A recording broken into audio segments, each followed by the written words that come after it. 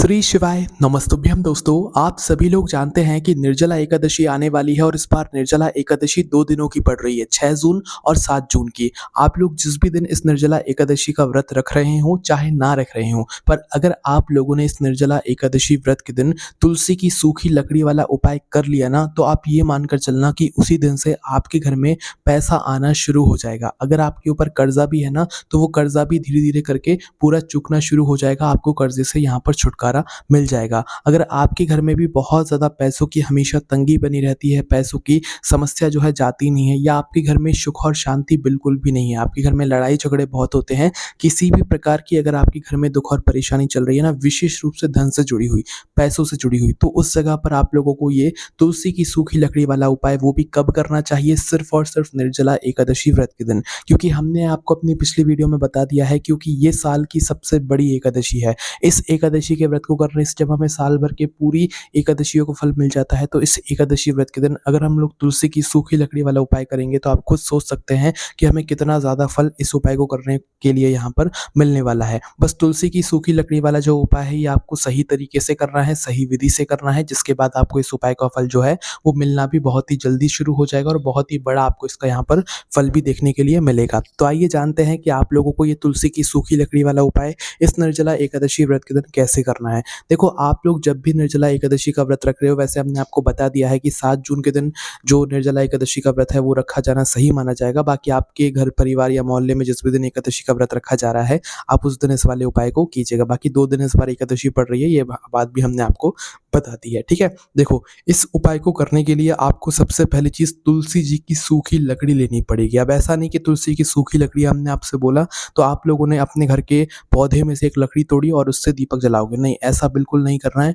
तुलसी की जी की सूखी लकड़ी वो होती है जब तुलसी का पौधा आपके घर में लगा होता है और वो अपने आप सूखता जाता है, और सूखने के बाद जब उसकी लकड़ियां बचती हैं तो उसे जो है लोग इकट्ठा करके रख लेते हैं, आप भी रख लेते होंगे। तो सिर्फ हमें वो लकड़ी चाहिए। ऐसा नहीं कि आपके घर में तुलसी का पौधा लगा हुआ है और आपने पौधे में से ही जो है यहाँ पर लकड़ी को तोड़ लिया है ना, तो ये गलती आप लोगों को नहीं करना है। तुलसी के पौधे में से लकड़ी नहीं तोड़ना है। जो पहले का पौधा होगा, जो सूख चुका होगा, जो आपने इकट्ठा करके रख लिया होगा, संभाल कर रख लिया होगा, है ना, तो उसमें से आप लोगों को जो है एक अच्छी सूखी वाली तुलसी जी की लकड़ी जो है निकाल लेना। देखो, तुलसी जी की लकड़ी सूखी होगी तो ही वो जलेगी, अन्यथा नहीं जलेगी, इसलिए इस बात का आप लोग ध्यान रखिएगा, है ना। तो लकड़ी आप इतनी बड़ी निकाल लीजिएगा जितनी बड़ी आप लोग एक रुई की बत्ती बनाते हो, है ना। यहाँ पर हमें रुई की बत्ती नहीं लेना है, बस हमने आपको उदाहरण के लिए बता दिया है कि आप लोग जो है उतनी बड़ी बत्ती ले लेना, मतलब उतनी बड़ी लकड़ी ले लेना सूखी तुलसी जी की, जितनी बड़ी आप लोग एक दीपक के अंदर रखने के लिए बत्ती बनाते हो रुई की, है ना।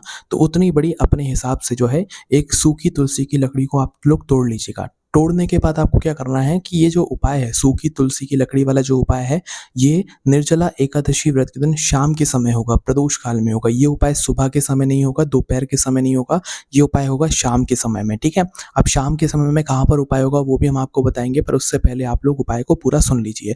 देखो, अगर ये वाला उपाय शाम के समय आप स्नान करके करो तो बहुत ज़्यादा अच्छा रहेगा। बाकी ना भी कर पाओ स्नान करके तो हाथ मुँह जरूर धो लेना उपाय को करने से पहले, क्योंकि शाम के समय तो वैसे भी आप अपने घर की दिया बाती करते ही हो, है ना। तो उसके लिए तो शाम के समय आप लोग जो है स्नान करके शुद्धता का ध्यान रखते हुए इस एक तुलसी की लकड़ी को तैयार रखिएगा, और रखने के बाद अपने घर के पूजा घर में आ जाइएगा। ठीक है, अब ये जो दीपक आप लोग जलाओगे, ये मिट्टी के दीपक के अंदर जलाओगे। जो मीडियम साइज का एक छोटा दीपक रहता है ना, उस दीपक के अंदर आप लोग इस दीपक को तैयार करोगे, और इस दीपक के अंदर जो चीज़ डलेगी वो डलेगी सिर्फ और सिर्फ शुद्ध देसी गाय का घी। इस दीपक को तेल से आप लोग नहीं जलाओगे, इस बात का थोड़ा ध्यान दीजिएगा, है ना। तो शुद्ध देसी गाय का घी यहाँ पर आप लोगों को लेना है, और इसी से जो है यहाँ पर आपको अपना दीपक भी जलाना है। तो सबसे पहले अपना मिट्टी का दीपक ले लीजिएगा। उस मिट्टी का दीपक भले पुराना भी दीपक हो तो उसको धोकर साफ करके आप लोग इस्तेमाल कर लीजिएगा। वैसे ऐसे करते नहीं है, पर अगर आपके पास नया दीपक नहीं है तो पुराने दीपक को ही धोकर साफ करके आप लोग इस्तेमाल में ले लीजिएगा। ठीक है, तो एक मिट्टी का दीपक लेकर उसके अंदर अब आप लोग सबसे पहले लकड़ी रख देना। भले लकड़ी थोड़ी सी टूट भी जाए, बस पूरी बिल्कुल टूटनी नहीं चाहिए, अलग नहीं होनी चाहिए, भले वो मुड़ जाए वहीं के वहीं। तो आप लोगों को ऐसे लकड़ी करके जो है उस दीपक के अंदर जमा देना है ना। उस दीपक के अंदर जैसे ही आप लोग अपनी सूखी तुलसी की लकड़ी को जमा देते हैं, अब आप लोग क्या करेंगे कि इस दीपक के अंदर शुद्ध देसी गाय का घी बिल्कुल फुल भर देंगे, फुल से थोड़ा सा कम भर देंगे। इसमें सबसे ज़रूरी अगर कोई चीज़ है तो वो ये है कि इस तुलसी की लकड़ी को आप लोग थोड़े समय के लिए घी के अंदर भिगो के रख देना। मतलब कि जो आपने दीपक के अंदर ही घी डाला हुआ है, शुद्ध देसी गाय का घी डाला हुआ है, इसी दीपक के अंदर अपनी इस लकड़ी को पूरा थोड़ी देर के लिए डुबो देना है। लगभग 1 मिनट, 2 मिनट या 5 मिनट के लिए अगर आपके पास समय है तो थोड़ा डुबो दीजिएगा, जिससे कि ये जो लकड़ी है, तुलसी की सूखी लकड़ी है, इसके अंदर अच्छे से घी जो है मतलब आ जाएगा, जिससे कि आपका दीपक भी अच्छे से जल पाएगा, है ना? तो इस तरीके से आपने कार्य किया, 1-2 मिनट रुके। इसके बाद में अब उस सूखी तुलसी की लकड़ी को किसी एक साइड से बाहर निकाल लो, और एक साइड से बाहर निकालने के बाद अब क्या करना है, अपनी माचिस लेकर इस दीपक को जला देना है। ये जो दीपक है ना, ये आप 2 जगहों पर जला सकते हो। सबसे पहला तो स्थान है आपके ही घर का पूजा घर, क्योंकि आपके घर के पूजा घर में सभी भगवान विराजित रहते हैं। लड्डू गोपाल, भगवान विष्णु जी, माता लक्ष्मी जी सभी मतलब विराजित रहते हैं। इसके बाद में दूसरा जो स्थान है वो है भगवान विष्णु जी का मंदिर या लक्ष्मी जी का मंदिर, अगर आपके घर के आसपास है, या भगवान राधे कृष्ण जी का मंदिर भी अगर आपके पास है, तो वहाँ पर जाकर भी आप लोग इस दीपक को जाकर जला सकते हो और अपने लिए आशीर्वाद प्राप्त कर सकते हो, ठीक है? तो 2 स्थान है। मुख्य रूप से सबसे ज़्यादा ज़रूरी, सबसे ज़्यादा सही रहेगा, आपको अपने घर के ही अंदर इस दीपक को अपने घर के पूजा घर में जला सकते हो, ठीक है? अब आप लोग क्या करो कि उस दीपक को जला दो, मतलब उस जो सूखी तुलसी की लकड़ी आपने किसी एक साइड से निकाल कर रखी हुई होगी, अब आप उसको जला दो और थोड़ा समय दो ताकि वो अच्छे से जल जाए, है ना? अब जैसे ये तुलसी की सूखी लकड़ी जल जाती है, मतलब कि दीपक जल जाता है आपका, अच्छे से जलना शुरू हो जाता है। इसके बाद में आप इसे अपने सीधे हाथ की हथेली में उठाओ।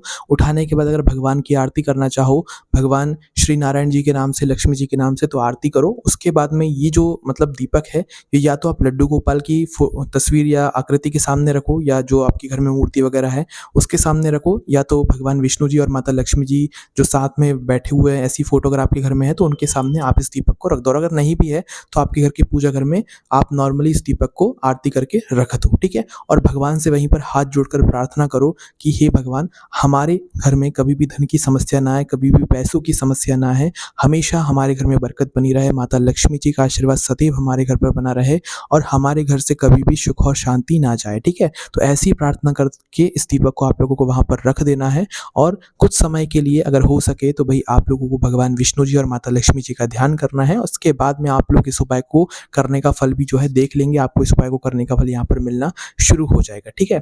इसके बाद में दोस्तों हम आपको एक और ऐसा छोटा सा उपाय बता देते हैं, जिस उपाय को करने से आपकी अगर कोई मनोकामना है तो वह मनोकामना पूर्ण हो जाएगी। इस उपाय में आपको बस करना ये होगा कि एक तांबे का लोटा लेना होगा, उसके अंदर जल भरना होगा। ये जो काम है, ये उपाय जो है, ये सुबह का है, ठीक है? इस बात का ध्यान रखना, है ना?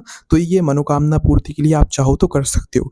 1 लोटा जल, वो भी तांबे का, उसके अंदर जल भरना है, और हल्दी, भले 1 चुटकी या 1 मुट्ठी जितनी हल्दी आपको मिल जाए, थोड़ी सी हल्दी आपको लेना है पिसी वाली, उस हल्दी को इस लोटे के अंदर डाल देना है। डालने के बाद उंगली वगैरह कुछ नहीं डालना है, नॉर्मली ऊपर से हल्दी डालकर इस लोटे जल को लेकर आपको जाना है किसी भी आंवले के पेड़ के नीचे। आंवले के पेड़ के नीचे जाकर आप लोगों को भगवान विष्णु जी, माता लक्ष्मी जी और शिव जी का नाम लेते हुए जो है मतलब इस जल को वहाँ पर आंवले के पेड़ के नीचे चढ़ा देना है ना। और चढ़ाने के बाद मतलब आंवले के पेड़ की जड़ में आपको चढ़ाना है ना, पत्तों पर नहीं चढ़ाना, आंवले के पेड़ की जड़ में चढ़ा देना है। इसके बाद में भगवान से आपको वहाँ पर बैठकर प्रार्थना कर लेना है, ठीक है? तो ये हो गया दूसरा उपाय। इसके बाद में एक तीसरा उपाय और भी हम आपको बताएँगे। ये जो तीसरा उपाय है ना, ये सभी लोगों के लिए है। ये विशेष रूप से उन लोगों के लिए है जो सुबह-सुबह भगवान शिव जी के मंदिर में जाकर इस निर्जला एकादशी व्रत के दिन जल चढ़ाने वाले हैं, ठीक है? ये उपाय सबसे ज़्यादा विशेष है और ध्यान से सुनिएगा, बहुत आसान उपाय है ये, है ना? तो देखो, आपने चाहे निर्जला एकादशी का व्रत रखा हो, चाहे ना रखा हो, आप 1 लोटा जल सुबह-सुबह निर्जला एकादशी व्रत के दिन शिव जी के मंदिर में जाकर ज़रूर चढ़ाएँगे। नॉर्मल 1 लोटा जल लेकर जाना है, कुछ अलग से लेकर नहीं जाना है। तो जब आप इस जल को शिव जी की शिवलिंग पर चढ़ाएँगे, तो उस समय क्या करना है आप लोगों को, ये जल आपने चढ़ा दिया, जल चढ़ाने के बाद या जो भी आप पूजन अर्चना करना चाहें, पूजन अर्चना करने के बाद आपको क्या करना है कि शिव जी के ही पास में बैठना है। शिव जी के पास में बैठकर मात्र एक नाम हम आपको बता रहे हैं, उस नाम को 3 बार बोलना है। वो नाम है दोस्तों स्वधा। ये उपाय बहुत सारे लोगों ने पहले किया भी है, उनको इस उपाय को करने का फल मिला भी है, ठीक है? तो आपको बस स्वधा नाम को 3 बार बोलना है। कैसे बोलना है हम आपको बोलकर भी बता देते हैं। जैसे ही आपकी पूजन अर्चना हो, उसके बाद में शिव जी की शिवलिंग के पास में बैठकर ये नाम आपको बोलना है। तो नाम ऐसे बोलना है आपको, स्वधा स्वधा स्वधा। 3 बार इस नाम का उच्चारण करने के बाद आप लोगों को जो है यहाँ पर भगवान के शिव जी के पास में बैठकर, शिवलिंग के पास में बैठकर आपको अपनी जो भी मनोकामना है, प्रार्थना है, कुछ समस्या है, दुख और परेशानी है, वो आपको भगवान शिव जी से यहाँ पर बोल देना है, ठीक है? जिसके बाद में आप जिस भी कामना के लिए ये वाला उपाय किया होगा, स्वधा नाम को 3 बार बोला होगा शिव जी के मंदिर में बैठकर, शिवलिंग के पास में बैठकर, तो भाई आपकी वह मनोकामना या वह दुख और परेशानी ज़रूर दूर होगी। और ध्यान रखना, ये जो स्वधा नाम वाला उपाय है ना, जो 3 बार आप स्वधा नाम बोलते हो, ये उपाय सिर्फ सिर्फ़ और सिर्फ़ एकादशी व्रत के दिन किया जाता है। और जब वही निर्जला एकादशी हो तो भई ये सोने पे सुहागा वाली बात होती है। निर्जला एकादशी व्रत के दिन आप जो भी उपाय कर रहे हो, आप ये मान कर चलना उस उपाय का फल आपको कई गुना बढ़कर मिलने वाला है। तो सबसे आसान उपाय हमने आपको आखिरी में बता दिया है कि शिव जी के मंदिर में जाकर 1 लोटा जल चढ़ाकर या पूजन अर्चना कर कर स्वधा नाम को वहीं पर बैठकर, आराम से बैठकर, शांति से बैठकर स्वधा नाम को 3 बार बोल देना। 3 बार से ना ज़्यादा बोलना है, ना कम बोलना है। 3 बार स्वधा नाम का उच्चारण करके, भगवान से प्रार्थना करके आपको अपने घर पर वापस आ जाना है। तो बस यहाँ पर ये वाला उपाय भी पूरा हो जाता है। और हम आपको बता दें, ये निर्जला एकादशी है, साल की ऐसी एकादशी, सबसे बड़ी एकादशी, जिस एकादशी का अगर कोई व्रत कर लेता है निर्जला और निराहार रहकर, तो उसको साल की सभी 24 या 26 एकादशियों का फल एक साथ सिर्फ एक एकादशी को यहाँ पर करने से मिल जाता है, ठीक है? जिसे हम भीम शयनी एकादशी के नाम से भी जानते हैं, क्योंकि सबसे पहले इस व्रत को भीम ने जो है यहाँ पर किया था। पांडवों में से जो 5 पांडव थे उनमें से भीम ने जो है इस व्रत को सबसे पहले किया था, है ना? तो भाई आप इस व्रत को अगर कर रहे हैं तो कमेंट में ज़रूर बताइएगा। बाकी अगर आपके मन में कोई प्रश्न है इन उपायों से जुड़ा हुआ या निर्जला एकादशी व्रत से जुड़ा हुआ, तो उसे हमसे कमेंट करके पूछ सकते हैं। बाकी हमारी सारी जानकारी आप लोगों को हमारी वेबसाइट भोलेनाथभक्ति.com पर पढ़ने के लिए मिल जाएगी। ओम नमः शिवाय, जय भोले, श्री शिवाय, नमस्तुभ्यम।